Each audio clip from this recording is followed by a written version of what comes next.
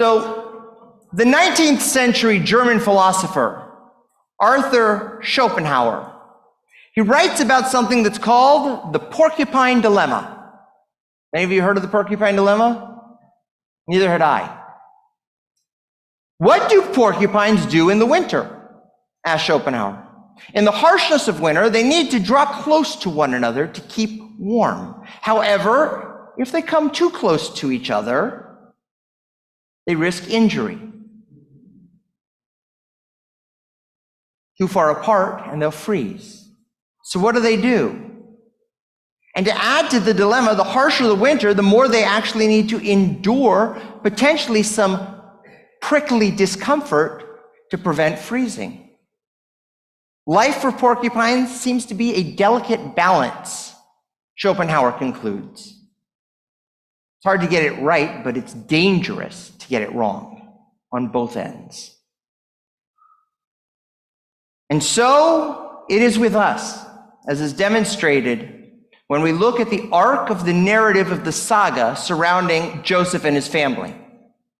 In the beginning of the story, there was the metaphoric distance between Joseph and the rest of his family, only metaphoric. While the Torah states that Jacob, the father, loved him, we get the very clear sense that this was not necessarily a healthy love, and that there was an overt favoritism, and that sprouted a hatred. The Torah says, when his brothers saw that their father loved him more than any of the other brothers, they hated him.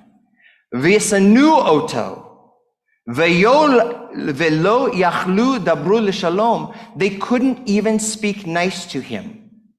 They couldn't find a favorable word, a friendly word. And then, to make matters worse, Joseph's dreams occurred, and he related them to the family, and it increased the hatred. The Torah says, vayosifu od sono, and they hated him even more. And the distance between Joseph and his family grew. But the peak of the plateau of the hatred, of the distance, occurs when Joseph was sent by his father to see how his brothers were doing as they were shepherding the family flocks. As he approaches them, the Torah paints a dark and ominous picture with the language it uses. It says, Vayir'u oto merachok. Merachok. They saw him from afar, from a distance. And before he came close to them, they conspired to kill him. And they said to one another, here comes that dreamer. The Hebrew, v'hine bal chalamot halazeh. When Hebrew, in modern or biblical Hebrew, uses the word zeh, it is an inanimate object that you have no connection to. And that's the language of total emotional distance. And the brothers said this statement, from afar. Imagine the scene. They can't see his face. They can only see the richly colored cloak of many colors.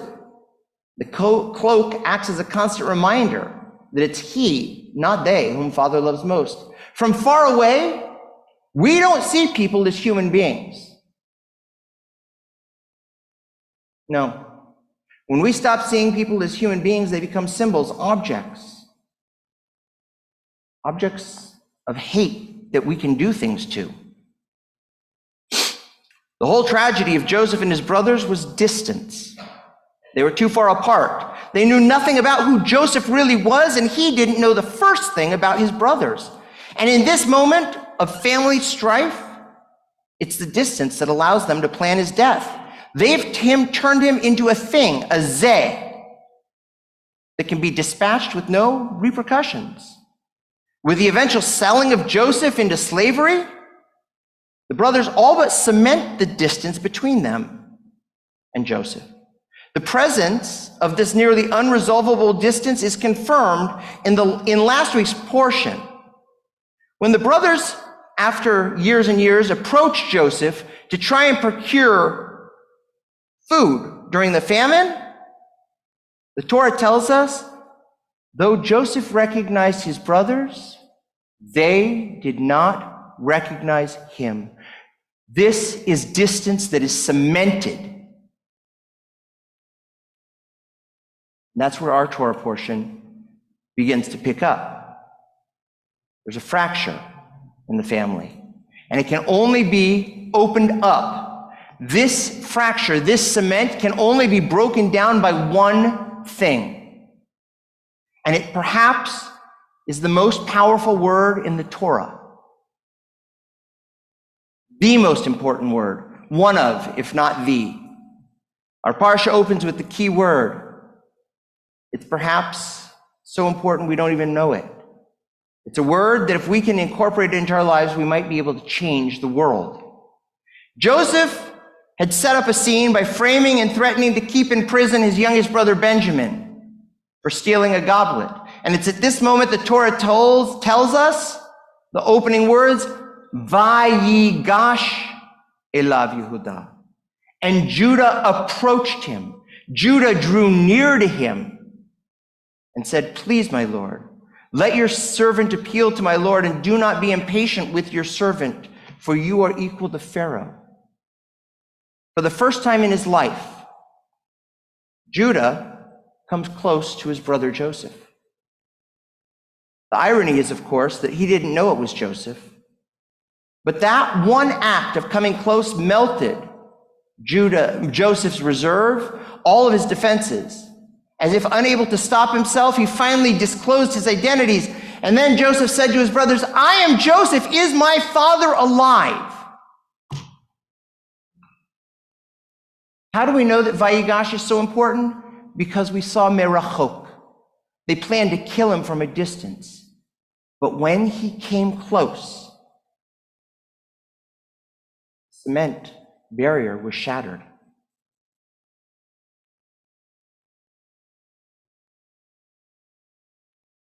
Now, what about the porcupine? Rabbi Sachs points out that there's another side.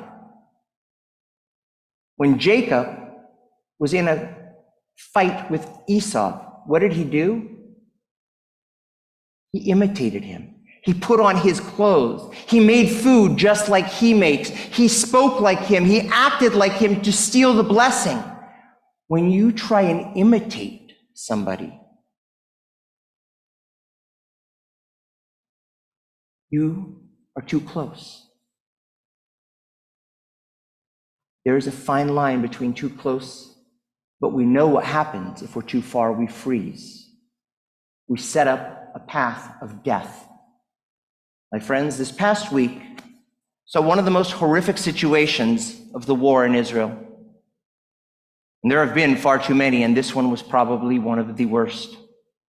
In a horrific situation, the IDF accidentally killed 3 hostages in Gaza who had managed to escape their Hamas captors.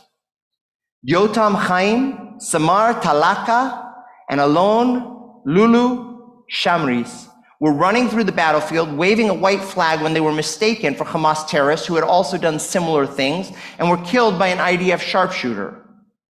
In an interview after interview with soldiers in Israel, they say that the single most prized goal they have is to be the one who rescues a hostage. That's it. And here it was in their hands, and it fell through, and worse.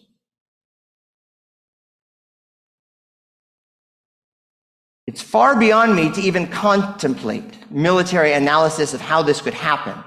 I'm not a military analyst, but I want to reflect on a scary correlation between this event and the Torah narrative on 2 levels. Number 1, the correlation between this event happening last week happened just as we read the line, for Joseph recognized his brothers and they didn't recognize him. Anybody that's lost on, wow. These 3 hostages heard Israeli soldiers and ran out, and they didn't recognize them. But then, we can't leave it there, and we won't leave it there. Because we said that the solution to breaking down the distance is vayigash, to approach. Yotam Chaim, one of the hostages who was killed, was a man who had struggled with all kinds of mental health. He'd struggled to find his place in society, and because of his mental health issues, he'd actually been prevented, even though he begged and pleaded, from joining the IDF. You have a mental health history, especially with suicidality, you can't join the IDF. And if you don't join the IDF, you can't get a job in Israel. It's just the way the society works. He was at a distance from society, in life and in death. Yet, almost immediately after his death and burial, his mother, Iris Chaim, took it upon herself to verbally record a message that she sent to the unit that had been responsible for the death of her son and the others.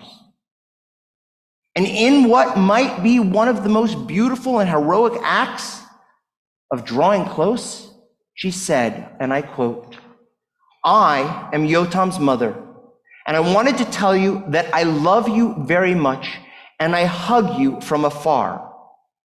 At the first opportunity, you are invited to our home, to come to us. And we want to see you with our own eyes and hug you. And don't hesitate for a second if you see a terrorist," she urged. "Don't think that you kill the hostage deliberately. You have to look after yourselves, because only that way you can look after us, and nobody's going to judge you or be angry. Not me, not my husband Raviv, not my daughter Noya, and not Yotam, may his memory be blessed, and not Tuval, Yotam's brother. We love you very much, and that is all." Strength beyond anything I can imagine. The unit is in psychotherapy, as you can imagine. One of the officers of the unit went and took them up and went to their house. And when he came back, he said, "I am now, after a hug, ready to go back to battle."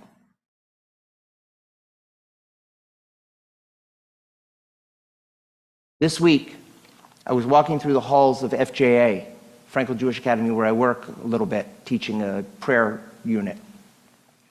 They have two Shinshinim who work there, Itai and Ofri. And I saw Itai.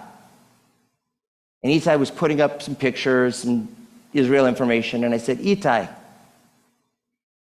Say it in English, because most people won't understand the Hebrew. But I said, "Itai, how you doing?" And he said, "Oh, great, fine, fantastic." But he said it like this, "Oh, great, fine, fantastic." And I looked at him and I said, "Itai, don't lie to me." And his shoulders went like this to this. I said, "Rabbi, you're right. I'm not. But nobody cares." Didn't say another word, I just hugged him. And he hugged me back, which Israeli men don't always do. And he did. He said, "Thank you, I needed that." My friends, what was not said in the announcement that Kevin made, because it wasn't on the piece of paper, is that at that pajama Shabbat, all of the Shinshinim will be with us. Every last one of them. And they need us. They said to me, and I quote, that the single most exciting synagogue-based event they've done was Cafe Dilemma at our place, and they've done it at 4 other synagogues. Because we had 50 people here. Can we do that for that Shabbat?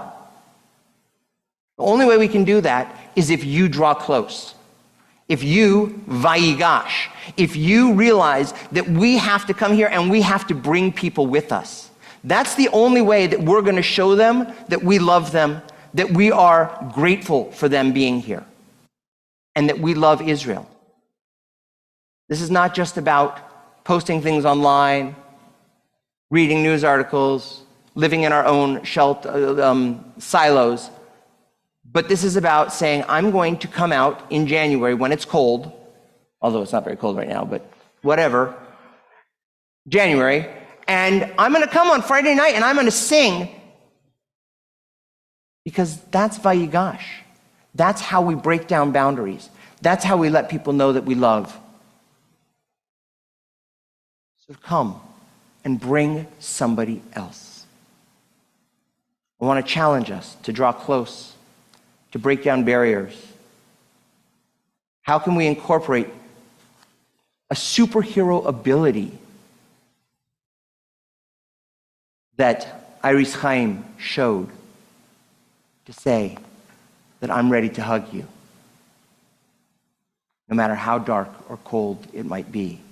It's time for us to come out and continue to show some light. Shabbat Shalom.